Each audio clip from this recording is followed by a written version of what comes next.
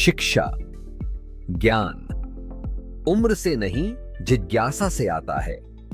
राजा विक्रमदेव हर वर्ष एक दिन ऐसा रखते थे जब कोई भी नागरिक उनसे खुलकर प्रश्न पूछ सकता था। इस परंपरा को प्रश्न दिवस कहा जाता था।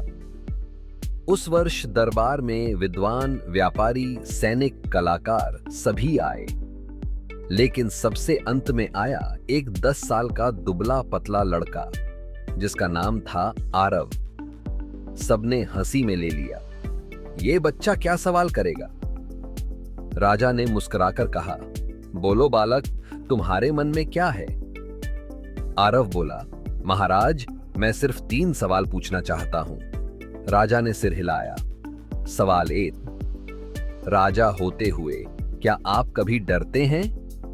राजा चौंके, कुछ क्षण सोचकर बोले, हां, जब मुझे लगता है कि मेरे फैसले से किसी निर्दोष को पीड़ा हो सकती है तब मैं डरता हूं। सवाल 2, आपके पास सब कुछ है, फिर भी आप सबसे ज्यादा क्या पाना चाहते हैं।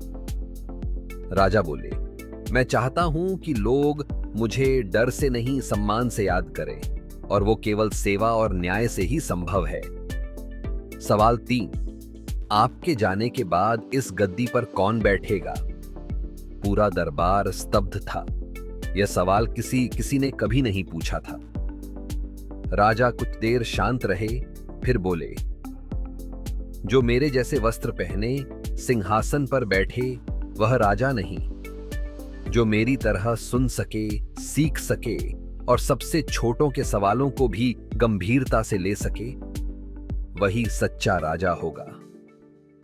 उन्होंने बालक आरव को अपने पास बुलाया, उसकी पीठ थपथपाई और कहा, तूने वह पूछा जो बड़े भी नहीं सोचते। तू अब मेरा राज्यपाल दूत होगा, बच्चों की आवाज दरबार तक पहुंचाने वाला। सीख, सच्चे सवाल उम्र नहीं देखते, और सच्चे राजा वही होते हैं जो बच्चों के सवालों में भी भविष्य की दिशा देख लें।